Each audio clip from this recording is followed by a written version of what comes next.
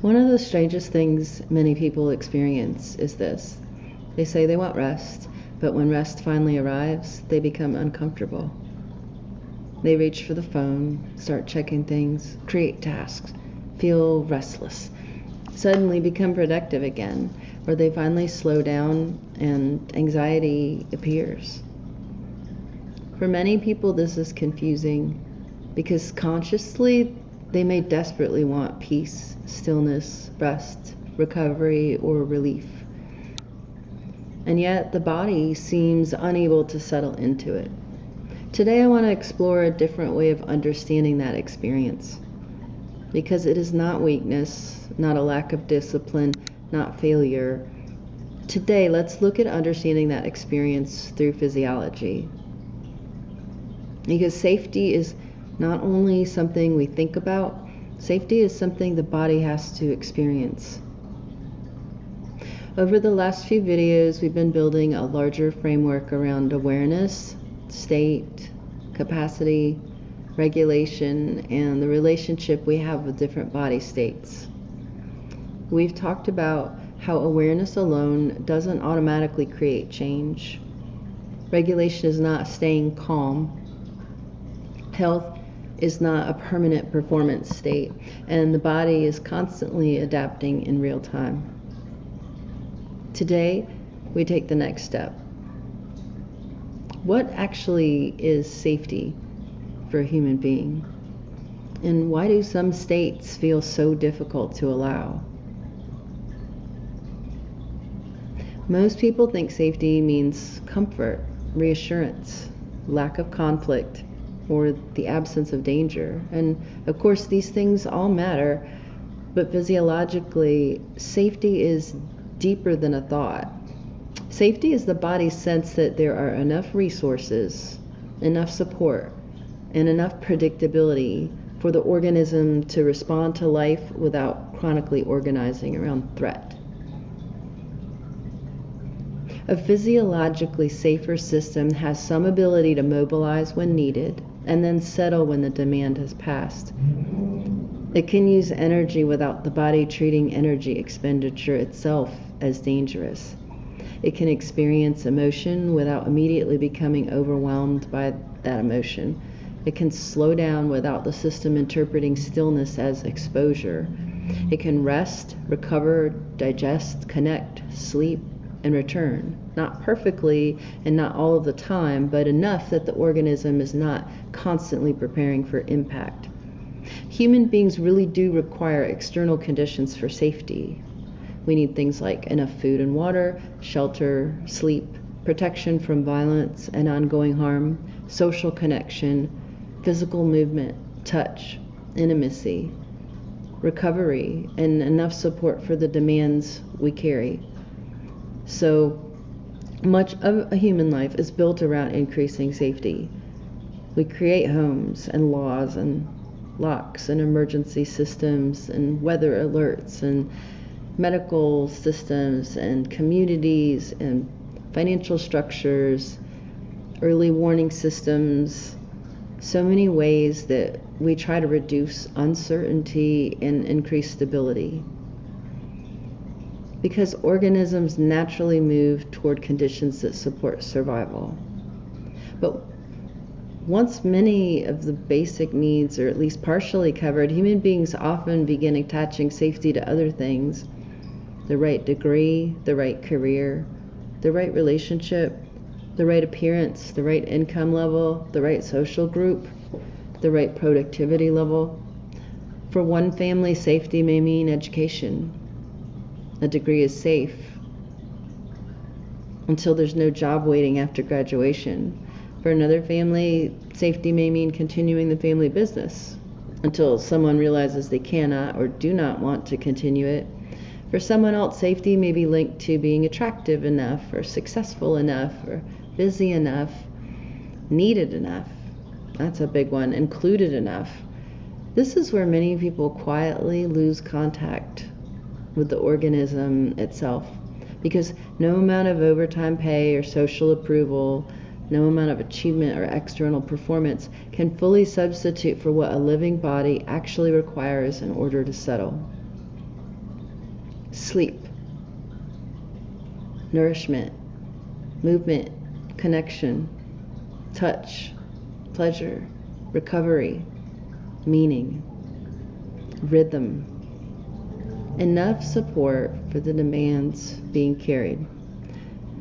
When those needs are chronically overridden, the body keeps signaling, even if the mind keeps saying, but I'm doing everything right. So this is important to understand. The nervous system is not simply reacting to the present moment. A living organism is constantly sensing, filtering information, comparing current conditions to past experiences, predicting likely outcomes, estimating uncertainty, and organizing behavior in advance. That's right. The brain and body are in a constant two-way communication. Body sends information upward about heart rate and breathing and muscle tension, pain, fatigue, blood sugar, hormones, digestion, sleep debt, inflammation, and energy availability. At the same time, the nervous system is also taking in facial expressions, tone of voice, social cues, environmental changes, relationship dynamics, workload, uncertainty, and perceived support. And then something incredibly important happens. The nervous system does not simply read this information. It tries to predict what it means and what is likely to happen next, because prediction is metabolically efficient. A predictive organism survives better than a purely reactive organism. If the body had to consciously analyze every incoming experience from scratch, it would be far too slow and energetically expensive. So instead, the nervous system builds models, patterns, associations, expectations, predictions.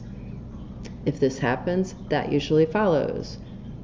If people become disappointed, connection may be threatened.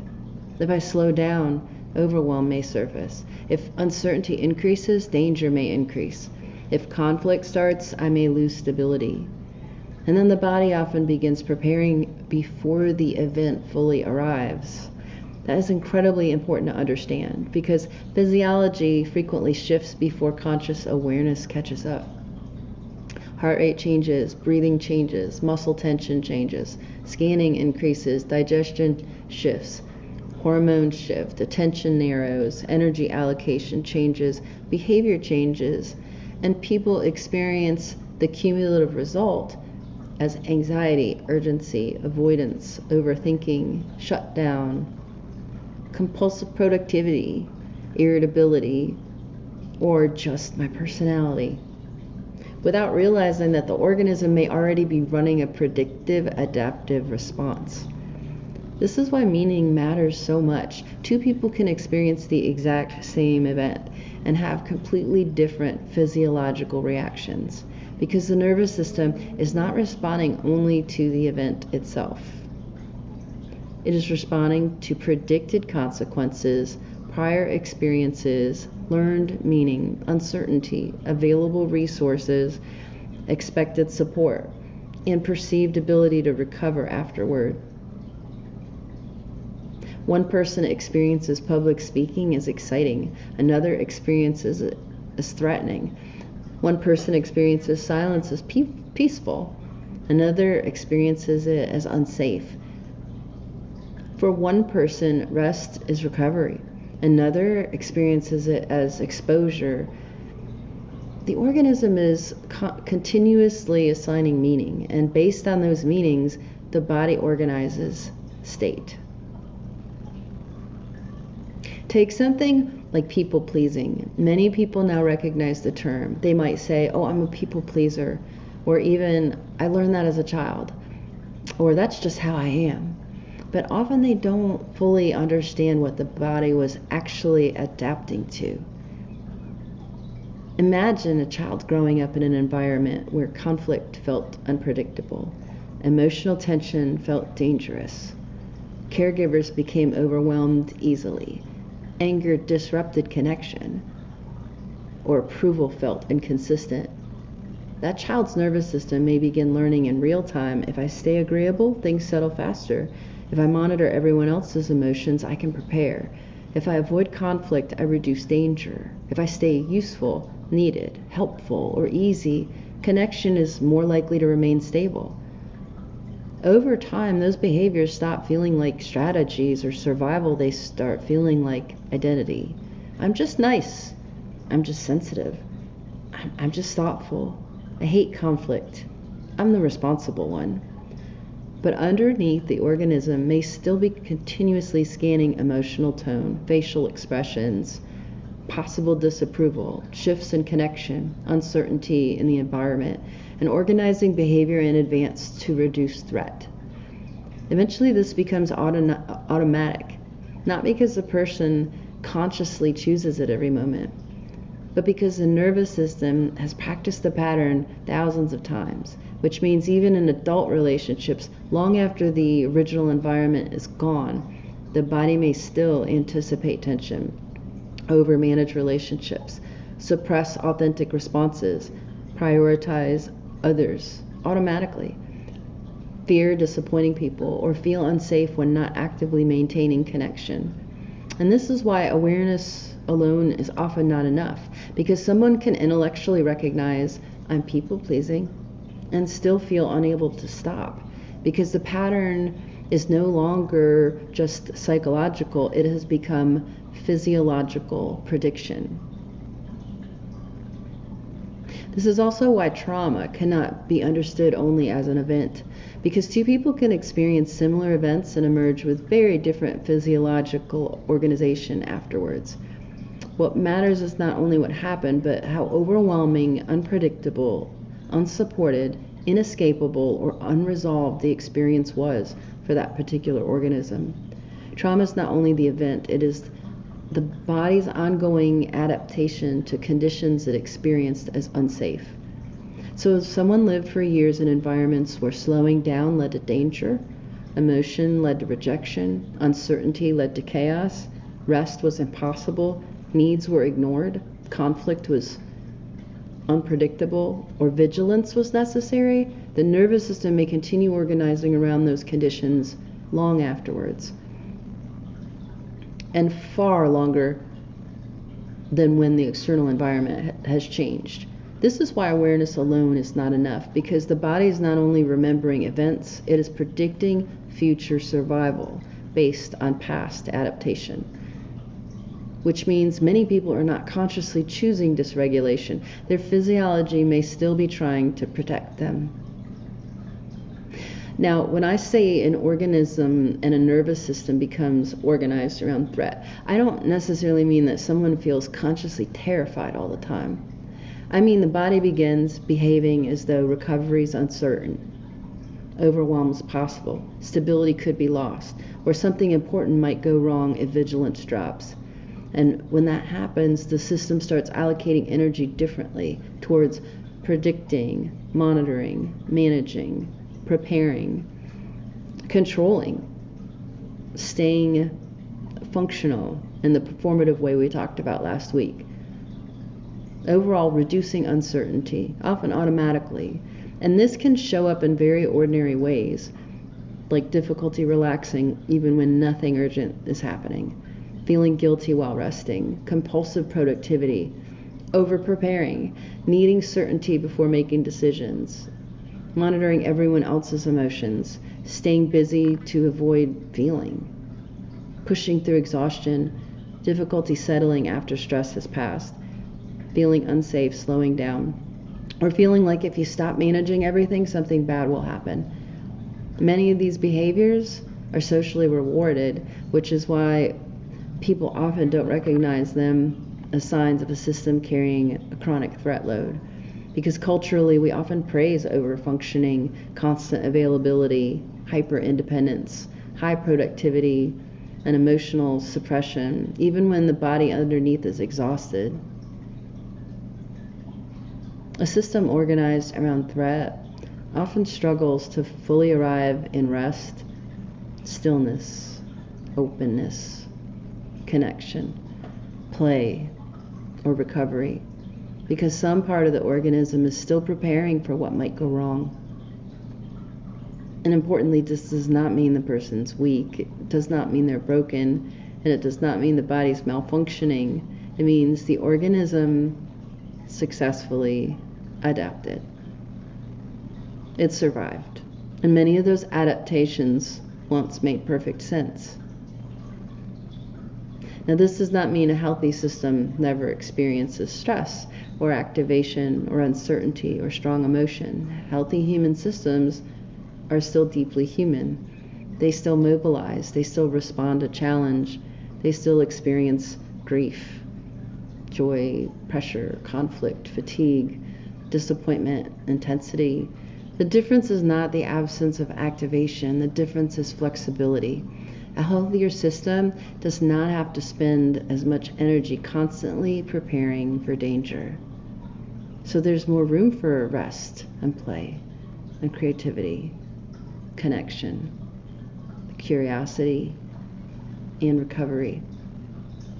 A healthier system may still work intensely, but it can settle afterwards without feeling like slowing down is dangerous. It can experience uncertainty without immediately collapsing into control. It can notice body signals without interpreting every sensation as failure. It can say no without overwhelming guilt. It can receive support without feeling weak. It can move through changing states without chronically fighting the movement itself. And importantly, this does not happen because the person becomes perfect.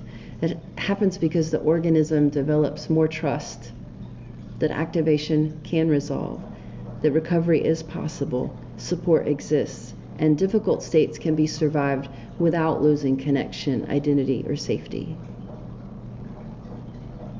This is one of the places where human beings are very different from machines. A machine keeps producing output until a component fails, but a living organism does not wait passively for breakdown. A living organism senses disruption in real time. It compensates. It conserves, it mobilizes, it withdraws, it reroutes resources, it changes priorities, it tries to preserve coherence. So when fatigue appears, when anxiety appears, when shutdown appears, when numbness appears, when hypervigilance appears, those are not automatically random malfunctions. They may be adaptive responses from a system attempting to protect, conserve, mobilize, or rebalance under current conditions using predictive patterns. And that does not mean every symptom's harmless, and it absolutely does not mean people should ignore medical symptoms or avoid proper evaluation and treatment, but it does mean physiology is often more adaptive than we've been taught to assume. And this is where many people become trapped because they're not only experiencing intense states, labeling them difficult, they are resisting them. Slowing down feels threatening. Fatigue feels unacceptable. Stillness feels exposed. Emotion feels destabilizing. Withdrawal feels unsafe. And uncertainty feels intolerable. So the body begins trying to suppress signals, override fatigue, maintain output, stay functional, remain productive, appear okay, even while carrying increasing physiological strain. And over time, the system may become more and more organized around threat itself. Again, it does not mean that activation itself is bad, or ambition or intensity, challenge or stress are bad. It's just that healthy systems can mobilize strongly and activate. The issue is not activation itself, the issue is whether the system can mobilize and then settle, recover, return, without chronically organizing around threat. It needs predictability in the recovery to let go of some of the old models. So maybe the question is not, what is wrong with me? Maybe the question becomes, what has my organism learned to organize around? What currently feels safe to this system? What adaptive predictions is my body still making? And what conditions would help this body experience more safety, not just intellectually, but physiologically? Because once we begin to understand safety this way, another important question naturally emerges. How do we actually recognize these states while they're happening? How do we learn the body's signaling language before dysregulation becomes severe? What does fatigue signal? What does agitation signal? What does shutdown signal? Numbness signal? And what are different states actually trying to accomplish? That's where we'll go next. If some of these ideas feel new or unfamiliar, I'd especially recommend going back to the earlier video, Why Awareness Isn't Enough. That video lays important groundwork for understanding state, capacity, and regulation. If this resonates, there's more at lumenhealth.online. And there are deeper essays exploring these ideas at Lumen's Heart on Substack.